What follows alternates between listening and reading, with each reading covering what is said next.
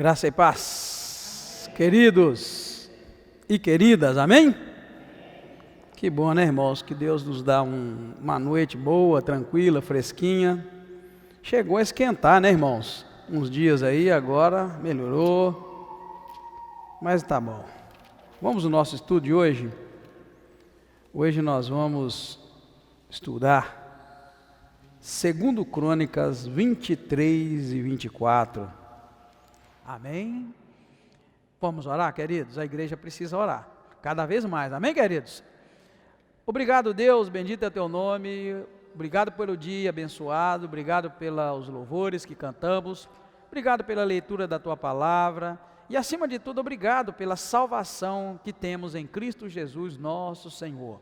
Envia dessa hora o teu Espírito Santo para falar a cada coração que aqui está a tua doce e gloriosa palavra. Obrigado, Deus, mais uma vez, nós te agradecemos em nome do Senhor Jesus Cristo. Amém. Pode sentar, igreja abençoada. Joás, irmãos, se torna então rei de Judá. Depois Joás vai reparar o templo, isso está bem relatado para nós. E o texto que lemos vai encerrar falando da impiedade de Joás, né, desse rei, que tinha tudo para ser um rei, irmãos, dos tais, né, perfeitos, dentro da vontade de Deus, até mesmo porque ele foi poupado da morte, né? Nós vimos lá que a Atalia, ela fez de tudo para destruir toda a família real, e ela destruiu menos Joás, que foi escondido, né? E aí, esse menino, quando sobe ao trono, novo, né, tem Jeoiada, que é o sacerdote, do lado dele, guiando ele, controlando e ajudando ele no governo. Mas por fim, ele não tem condições de caminhar sozinho, sem ajuda, e aí ele comete pecados horríveis e morre da forma como nós vimos aqui, tá? Então esse é o assunto, né, do texto que nós vamos estudar. Isso já foi estudado no dia 10 de fevereiro deste ano, quando nós estudamos também 2 Reis, capítulo 11, versículo 4 a 21. O que é que nós encontramos neste texto? Obrigadão, irmão Anderson. Nós encontramos, irmãos, o quê? Que num esforço muito grande, liderado pelo sacerdote Jeoiada, Joás, ele sobe ao trono, né, com esforço muito grande. Por que muito grande? Porque nos versículos anteriores que nós lemos, do capítulo 22, no finalzinho, nós encontramos o que a Atalia faz para matar esse menino. Mas aí, Deus levanta Jeozebeate, que é filha do rei, e ela guarda e protege esse menino de tal maneira, e esse menino é preservado a vida dele. Só que não foi uma coisa simples preservar a vida daquele menino. Esse texto me faz lembrar, irmãos, de como Moisés também foi perseguido, né? Moisés foi perseguido, e Deus usou as parteiras, Deus usou as parteiras que cuidavam do nascimento das crianças de Israel, né? Deus usou as parteiras, Deus usou, irmãos, a filha de Faraó e até o próprio Faraó, para que o plano de Deus fosse executado, tá? Para que o plano de Deus fosse executado. Nesse caso aqui havia um propósito divino, porque Deus havia prometido a Davi que nunca ia faltar alguém do sangue dele para reinar. E quando Atalia, no capítulo anterior que nós estudamos, ela destruiu toda a família real, morreria também esse menino, se ele não tivesse sido escondido, se ele não tivesse sido guardado da forma como ele foi escondido, ele foi guardado. Aí o esforço grande que esse sacerdote fez para que Joás subisse ao trono, está todo relatado nesse capítulo 23. Ele faz aliança com os nobres de Israel. O versículo 1 diz assim, olha: no 7º ano, Jeoiada se esforçou e tomou consigo em aliança os capitães de Sem, Azarias, filho de Jorão, Ismael, filho de Joanã, Azarias, filho de Obed, Maassés, filho de Adaías, e Elisafate, filho de Zincri. Estes percorreram a Judá e ajuntaram os levitas e os cabeças da família de Israel e de todas as cidades. Ele juntou esse povo todo, irmãos, e montou, na verdade, um exército para poder guardar e proteger essa criança. Só que agora na reta final, é quando a criança ia subir ao trono. E, na verdade, esse menino tinha 7 anos de idade quando ele subiu ao trono e quando ele se tornou rei. Por que, pastor, que o senhor sabe que tinha 7 anos? É muito simples, irmãos. Aqui no versículo 12 do capítulo 22, vai falar que Atalia reinou 6 anos. O menino era novo quando ele foi escondido. 6 anos ela reinou. E no capítulo 24, diz, tinha Joás 7 anos de idade quando ele começou a reinar. Tá? Então ele era novo, ele era um menino novo. Ele era de 7 anos quando ele começou a reinar. E ele então subiu ao trono graças a esse Jeoiada. Porque Jeoiada, ele levanta e faz um exército enorme de sacerdotes, de levitas, de guardas do templo, para guardar. O menino estava dentro do templo o tempo todo. O texto, o capítulo anterior deixou isso claro para nós. E o que acontece? Na verdade, eles guardavam quem entrava e quem saía. Ninguém entrava e saía do templo que não fossem os oficiais. Tá? Olha a importância do templo, irmãos, na história do povo de Deus. Tá? É muito importante o templo, a igreja, o lugar que se reúne aqui neste caso para oferecer sacrifícios. Nós hoje para oferecer sacrifícios de louvor a Deus. Amém, querido? E ele Jeoiada acaba montando turnos. O mais incrível é que ele monta turnos de homens para poder ministrar diante do Senhor. A Bíblia diz, verso 7, os levitas rodearam o rei. Olha, cada um com as suas armas na mão. Qualquer que entrar no templo morrerá. Vós estarei com o rei quando ele entrar e quando ele sair. Era assim que funcionava, né? E eles tinham turmas, irmãos, eles eram divididos em turmas, e eles deveriam o tempo todo louvar a Deus e servir a Deus com alegria no templo, sabendo que o templo tinha um propósito muito grande no plano de Deus, que era a preservação da vida de Joás, esse menino que ia manter acesa de Davi, acesa a lâmpada de Davi, ia manter acesa a descendência de Davi, sabendo nós, né, que é de Davi que veio o Messias, né, que reinará para sempre. Amém, igreja? Que veio o Messias e que reinará para sempre. Então é muito importante a gente guardar no coração, irmãos, esses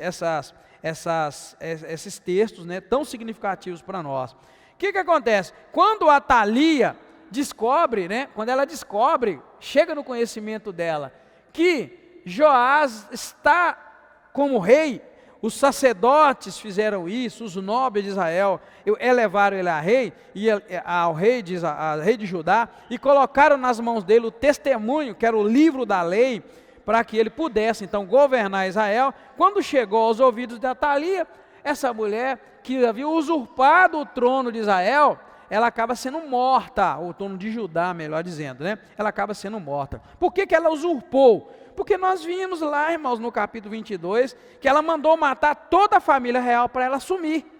Só que ela não sabia que Deus tinha providenciado Jeozabeate para proteger esse menino, para agora o menino ser rei. Tá? É a forma de sucessão real.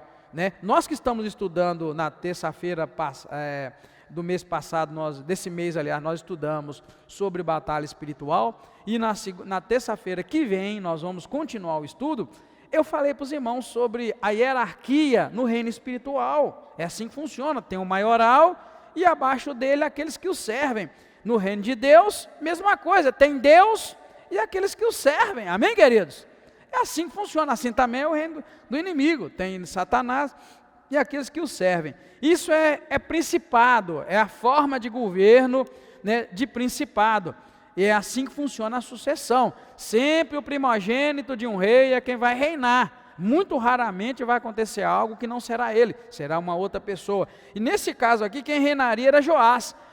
Aí ela manda matar todo mundo, não sabendo que Joás estava sendo guardado com vida. Então, se morrer todos os sucessores da linha sucessória, alguém lá no final, o último, vai reinar. E Joás foi o último. Então, veja bem, irmãos, mais uma tentativa do diabo para que não sobrasse uma luz, né, para não sobrasse ninguém da família de Davi, para que o Messias cá não tivesse, né, ninguém da família de Davi para ele nascer. Mais uma tentativa. Amém, queridos? Teve muitas outras que a Bíblia relata, mas essa é mais uma. O que ela faz então? Quando ela sabe, ela chega perto do templo e fica sabendo disso, e ela grita, traição, traição, tipo, me traíram, né? Estão me traindo. E aí, o sacerdote Jeoiada já havia programado tudo direitinho, e disseram, pega essa mulher, não mata ela no templo do Senhor, mata ela lá fora. E foi o que aconteceu, levaram ela para fora e mataram. Ele tinha dado ordem também, para matar não apenas ela, mas qualquer que tentasse entrar, até onde o rei estava protegido, pelos levitas, pelos sacerdotes da tribo de Levi. Agora, pare e pensa, irmãos, agora, trazendo para o modo de operar do reino de Deus. Vocês notaram, irmãos, que aqui era a defesa física, era uma luta espiritual para destruir a geração de Davi, mas os sacerdotes levitas fizeram a guarda para que não se apagasse a última luzinha na família de Davi, que era esse Joás. Sabe, irmãos, o que isso quer dizer para nós? É que ainda que a gente esteja numa luta espiritual, lembra lá o texto que nós lemos no estudo de terça-feira, e nós vamos trabalhar em cima dele? Nossa luta não é contra a carne nem contra o sangue, é contra os principados e contra as potestades, não é assim? E fica muito claro na Bíblia judaica, que quando fala, nossa luta não é contra a carne nem contra o sangue, eu li para vocês na Bíblia judaica aqui, quer dizer que a nossa carne não é contra a humanidade, não é contra o homem. Porém, mesmo que a tua luta não seja contra a carne nem contra o sangue, em determinados momentos, a tua carne e o teu sangue, o teu corpo, precisa fazer alguma coisa para que haja vitória no reino espiritual. É aqui que nós estamos vendo. Os sacerdotes e levitas ficaram todos ao redor do rei, de maneira que, quando o rei entrava e saía, eles estavam ao redor do rei. O que os irmãos me dizem? Agora é hora de pensar, que nós estamos no estudo. Com que se compararia isso? Um rei, digamos lá, que eu seja o Joás, e todos sabem que querem destruir a vida do Joás, porque Joás, quem entende a Bíblia, sabe? Joás é a última lâmpadazinha da família de Davi, e Deus disse que nunca faltaria um rei, na família de Davi, isso jogando lá para frente para o Messias que nasceria, Jesus. Então todo mundo sabendo, aqui está Joás, menino, 7 anos, e ele não pode morrer, porque tem uma profecia que diz que ele tem que reinar, não tem mais ninguém de Davi. Como você chamaria essa proteção?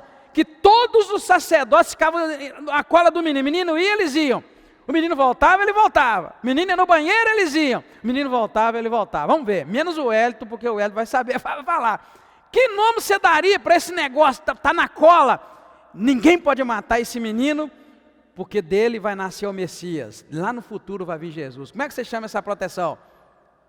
Dou-lhe uma, dou-lhe duas, dou-lhe 3, ninguém, então o Hélito pode falar. Uma escolta, guarda-costa, vai te lembrar de guarda-costa, vai te lembrar de um punhado de coisa. Queridos, eu queria que você entendesse, essa história que a gente carrega dentro de nós, e talvez você carrega, a obra é de Deus, Deus cuida. A obra é de Deus, os bancos estão vazios, no dia que Deus quiser vai encher o banco. Irmão, não é assim. Isso não existe, nem aqui, nem na China. A obra é de Deus, mas você tem que fazer. Deus havia dito, que nunca ia faltar um rei. Na verdade, o reino de Davi seria um reino eterno, falando de Jesus que viria de Davi. Mas os homens, os levitas, sacerdotes, largaram o culto, largaram aquele negócio de vamos cultuar, e não, nós temos que preservar para que a profecia se cumpra. Para que Jesus, para que o Messias, não vou falar Jesus, porque o judeu até hoje não aceita Jesus, mas Messias ele aceita. Para que o Messias nasça dentro da promessa, a gente tem que proteger esse menino não pode morrer não. E eles tiveram, irmãos, que largar tudo e vamos proteger o menino, o que importa é o menino não morrer. Então, querido, por que eu trago isso para você? Porque infelizmente colocar na nossa cabeça, mas se é de Deus, Deus vai fazer, e a gente fica dormindo em casa, a gente fica tirando cochilo, Deus vai mandar a alma. e a gente não fala de Jesus, a gente não conversa sobre o amor de Cristo, a gente não investe no reino de Deus. Olha aquela frase que Deus me deu: invista no reino de Deus e você receberá de Deus. Está entendendo, igreja? Amém? Amém? É assim. Então tem algo que na luta espiritual que é muito importante, é você entender. Ela é espiritual, mas de fato, eu já disse para vocês em outras palavras, o que aciona o mundo espiritual são as nossas ações, a nossa atitude. Igreja de braço cruzado não cresce. Igreja que movimenta, que vai, que ora, que faz, cresce. Ah, pastor, mas é espiritual, Deus faz. Não faz. E se não fizer, não sai. Não sai da ideologia, do sonho, da vontade. Esse texto é muito importante. Depois eu quero que você lê com calma, porque eu tentei ler espaçadamente, tentei ler devagar. O capítulo 23, para você ver. Ele forma as turmas, né? Para proteger o menino, simplesmente porque o menino não podia morrer. O menino tinha que permanecer vivo. E é claro que depois dele, o filho dele vai reinar e vai seguir, né? Enfim. Amém, igreja? Está entendendo, irmãos? Então a gente precisa marcar mais culto de oração aqui nessa igreja. Amém, irmãos? Opa, precisamos marcar mais culto de oração. Amém, irmãos? Sim, irmãos, mais oração, mais horários de oração. É preciso orar de joelho, dobrar o joelho. A gente tem 15 minutos de oração de joelho, tem gente que não consegue ficar nem 10 minutos. Tem que orar, irmão, tem que alejar o joelho, tem que orar, tem que buscar. A igreja, meu corpo, seu corpo, precisa fazer algo dentro do plano de Deus. Ah, nós estamos em ano de eleição. Ah, não precisa esquentar a cabeça não, porque o plano de Deus vai acontecer. O plano de Deus vai acontecer. Mas você que não ora pedindo a Deus um país liberto e um governante temente à palavra de Deus, e nem vai lá e vota direito para você ver se vai acontecer. Ação, querida, atitude. Eu peço a você, por gentileza, né, para ler na tua casa o 23, para você ver como é que Jeoiada, o sacerdote, monta um esquema de segurança e monta um esquema para fazer com que a profecia e o desejo de Deus se cumprisse. Então nós temos uma nação que carece de muita coisa, precisamos orar, irmão. Primeiro orar muito, e depois tomar atitudes corretas para que o nome do Senhor seja glorificado. Amém, igreja? Amém? Por exemplo, não adianta orar, Deus dá-nos governos honestos, se você não é honesto. Né? Ah, Senhor, tira os governantes ladrões e corruptos, se você é ladrão, se você é corrupto. Nossa, isso é pesado, né? Em pleno estudo, né, pastor? Ah, pastor. Uai, tem crente ladrão, ou não tem? Hein? Tem? Diga uma situação que a gente rouba. Quem falou dízimo aí? Ninja, dízimo. Malaquias 3. E Deus disse para o povo, e você fica me perguntando em quem me roubais, em quem me roubais? Deus vai falar, vocês me roubam no dízimo e na oferta. E ele explica por quê, porque o povo estava retendo no bolso, guardando o dízimo e a oferta que deveria ser levada, né, ao templo, ao santuário de Deus.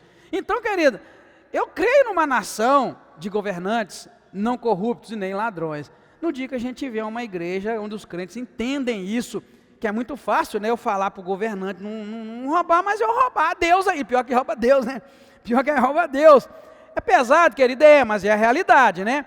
E aí a gente tem uma cadeia, uma linha de corrupção, uma linha de maldade, uma linha de coisas ruins acontecendo, porque Deus está nos retribuindo segundo as nossas ações. Lembra que eu falei que a gente aciona o reino espiritual com as nossas atitudes? Então a gente acaba acionando. Não adianta orar, não adianta subir num monte, não adianta fazer campanha, se a igreja, se os crentes não entenderem que a gente precisa fazer o que a gente espera, né? E honestidade gera honestidade, bênção gera bênção, santidade gera santidade. E eu creio, irmãos, muito, né, na graça e no poder de Deus para nos fazer entender essas coisas. Então essa mulher acaba sendo morta, viu, irmãos?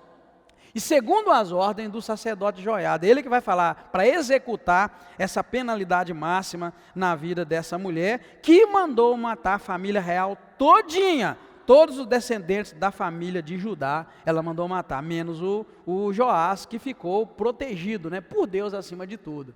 Já, né, irmãos, o capítulo 24, nós estudamos de 17/2, quando estudamos segundo Reis, capítulo 12, né? Ainda com a ajuda de Jeoiada, ainda porque os irmãos se deram conta que esse Joás só fez coisa boa enquanto o sacerdote Jeoiada vivia aconselhando ele.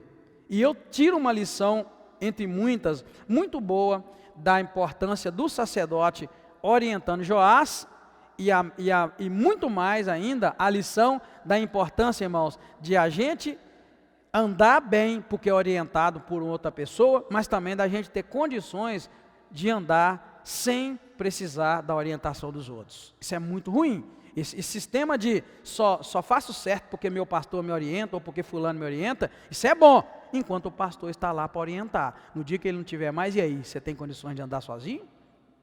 Eu lembro da minha experiência, já compartilhei com os irmãos, que ter mudado para os Estados Unidos em 1989, maio de 89, para mim foi uma grande lição. Por quê? Eu tinha 3 anos só de crente. Aceitei Jesus em 86, fiquei o resto do ano, 87, né, e 88, e fui embora no início de 89. Exatamente quando estava completando ali 3 anos, eu fui embora. E uma das coisas que muito me preocupou é porque eu era novo convertido. E eu tive medo, meu Deus, o que eu vou fazer? Longe da igreja, longe dos irmãos, longe de tudo, o que eu vou fazer? E sabe o que foi excelente para mim, irmãos? É que com 3 anos de crente, novo, eu pude provar para mim mesmo que eu tinha condições de viver uma vida com Deus sem ninguém para me orientar e nem me ajudar. Eu aprendi a cultuar a Deus dentro de um quartinho pequeno, porque eu não tinha igreja para ir. Eu tive todas as bandejas do diabo na mão, traficar droga, sexo, mulher querendo casar comigo, me pagar, porque eu tinha um documento, que todo mundo queria o documento. E com casado ganhava o documento que eu tinha. Você ganhava por trabalho, igual eu ganhei, ou por casamento. Então fervia de gente querendo casar. Para mim foi uma prova de fogo e muitas outras provas. Entre elas é que eu posso servir a Deus sem ninguém me conduzindo e me empurrando.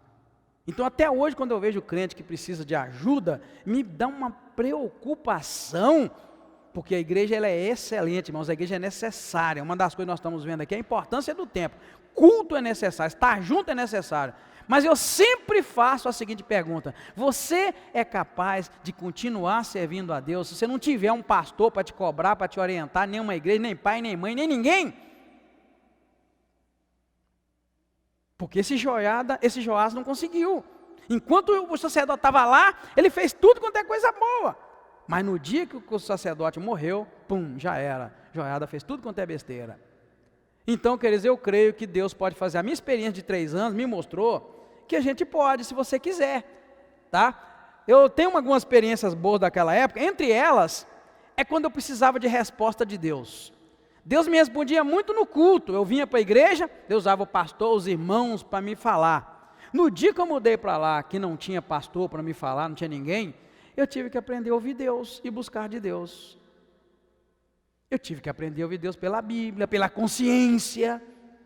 Quantas vezes Deus me falou pela consciência? Porque um menino de 3 anos não tinha lido a Bíblia ainda, nem toda, eu tinha lido a Bíblia toda, eu tinha lido só um pouquinho. Então eu não tinha condições, irmãos, de ter respostas para a vida. E a vida estava pegando junto comigo as propostas.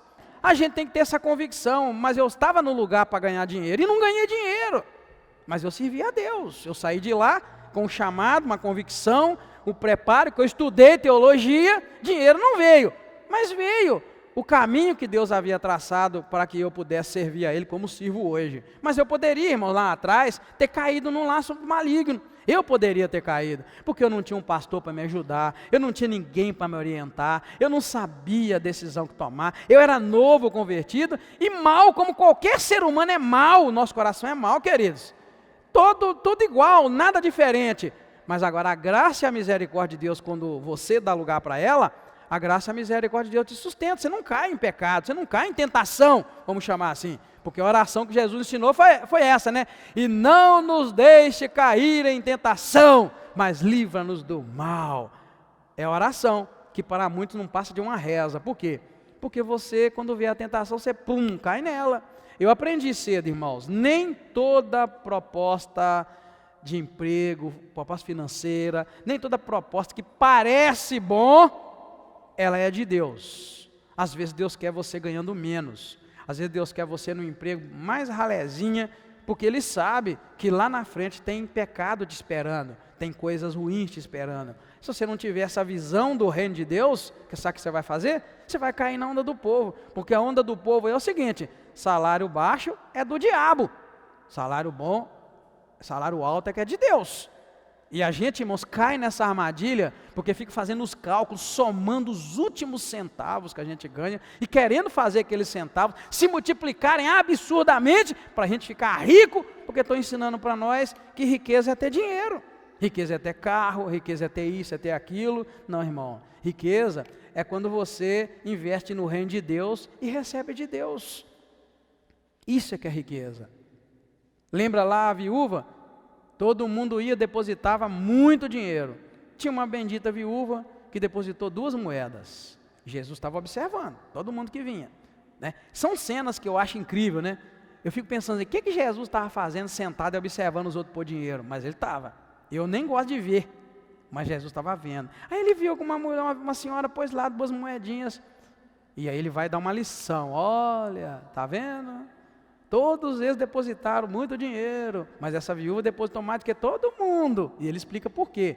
Porque aquela viúva depositou tudo o que tinha. Era pouco em número e em valor monetário, mas no reino de Deus, ela fez um investimento altíssimo. E Deus e Jesus a elogiou por isso, louvou aquela mulher e deixou um ensinamento para nós.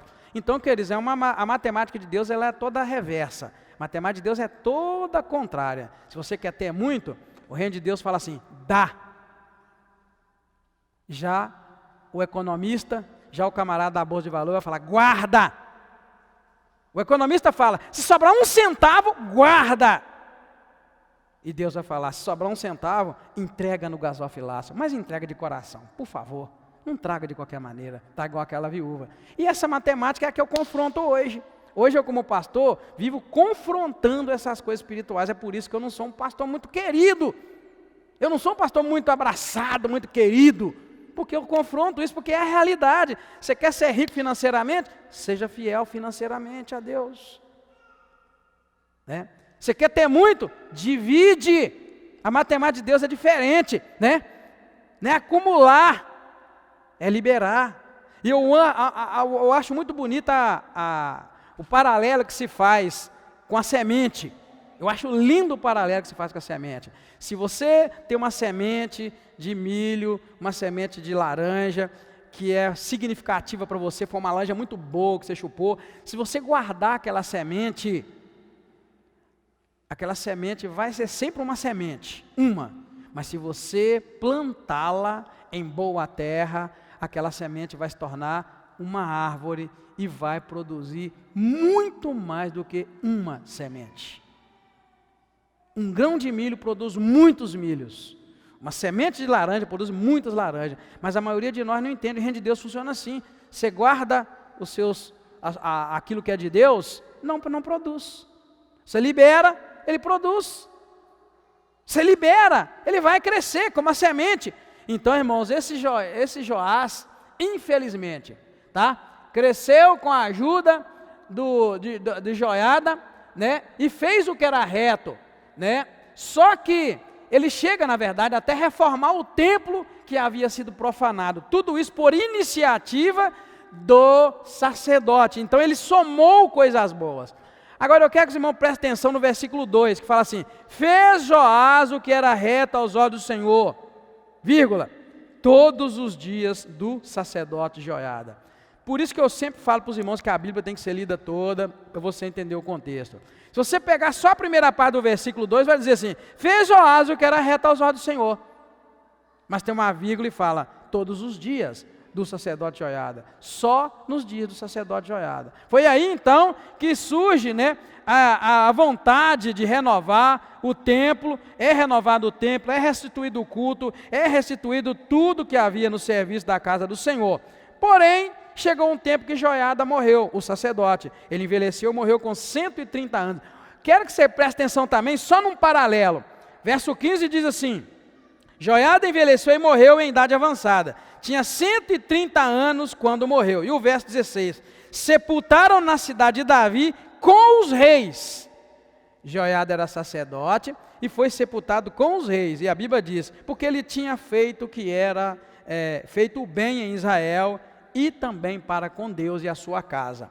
Joiada era sacerdote quando morreu, porque tinha feito o bem para Israel, o bem para a casa de Deus e para a sua casa.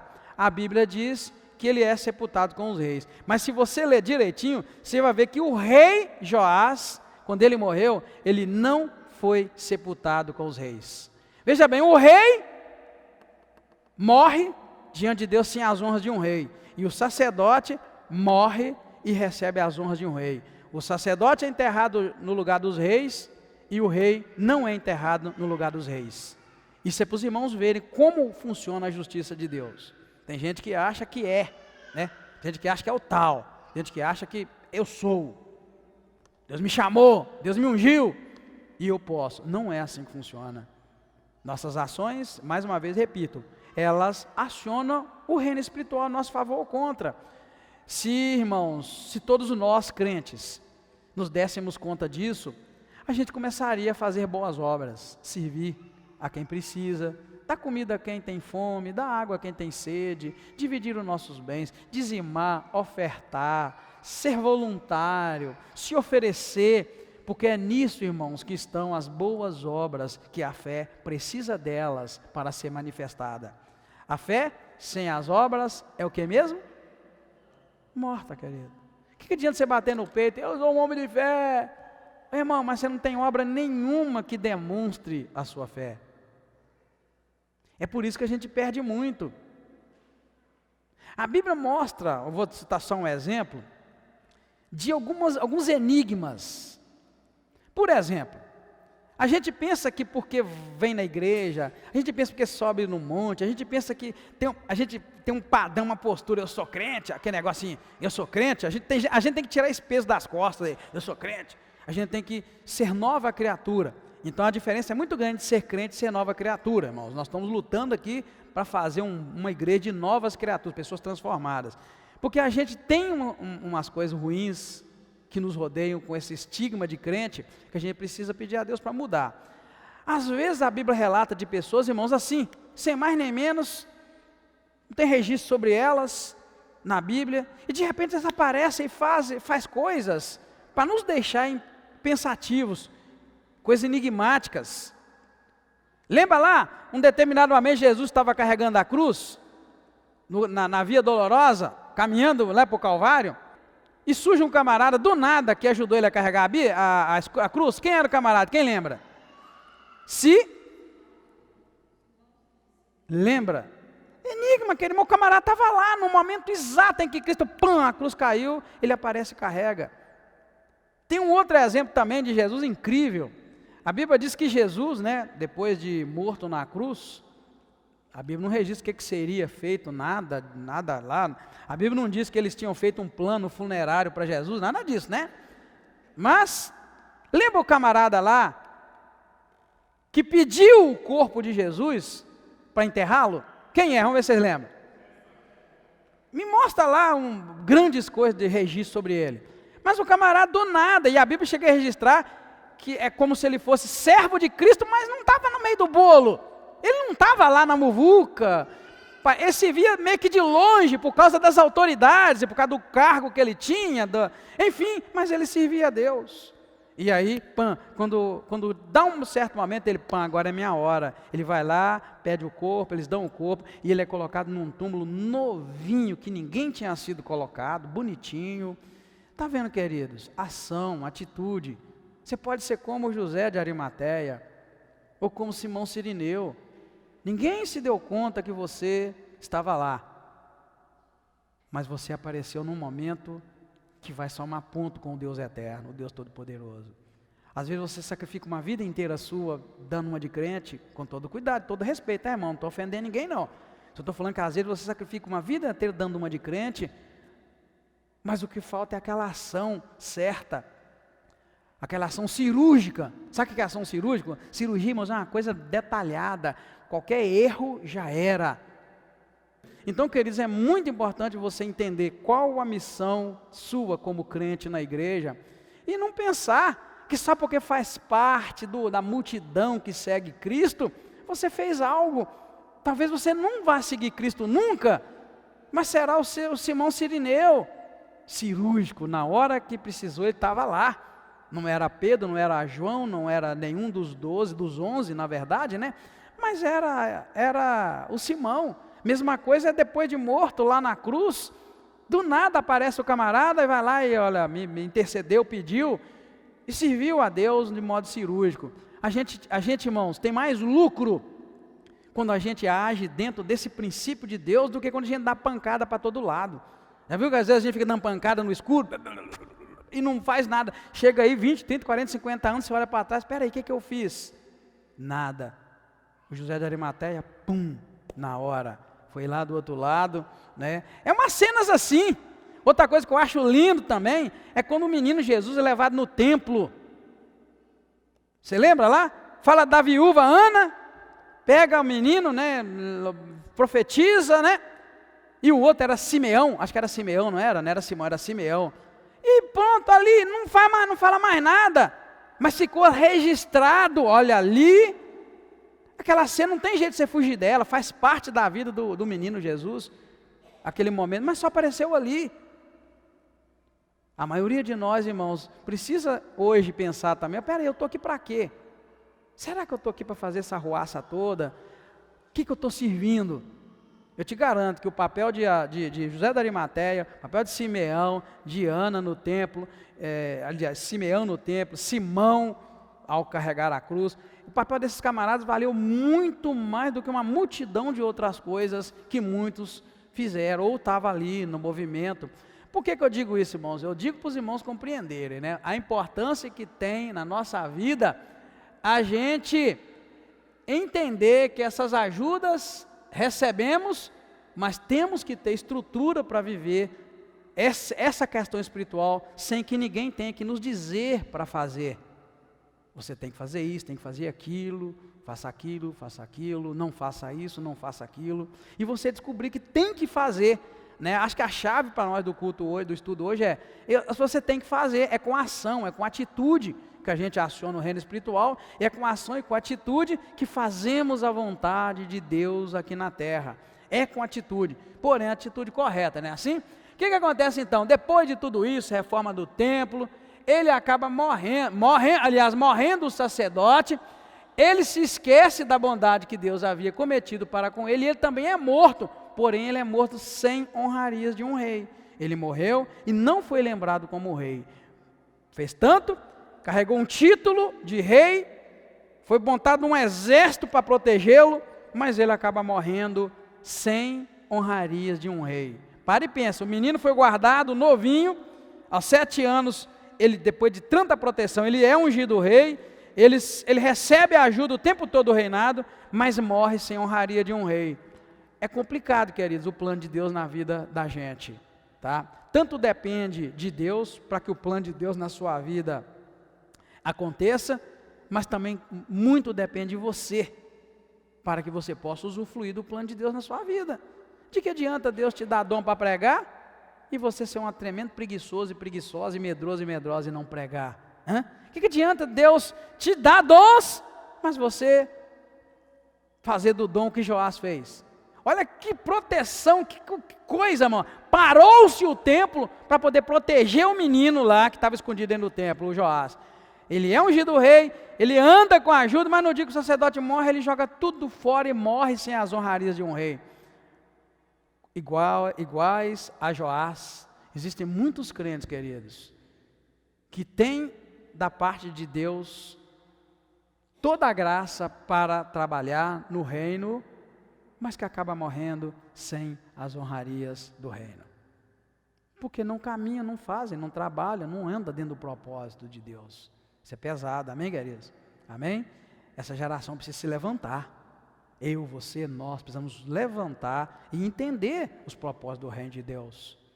Olhe bem para Joás, tá? Desde o 23 até o 24, capítulo, e dá uma olhadinha, aliás, desde o finalzinho do 22, 23, 24, e dê uma olhadinha, se assim como Joás, muitos crentes hoje têm tudo de Deus, toda a graça, toda a proteção, todo o refúgio, e a unção de Deus, porque ele foi ungido rei, mas acabam perecendo, morrendo, sem as honrarias que Deus lhe deu, porque não executa a vontade de Deus.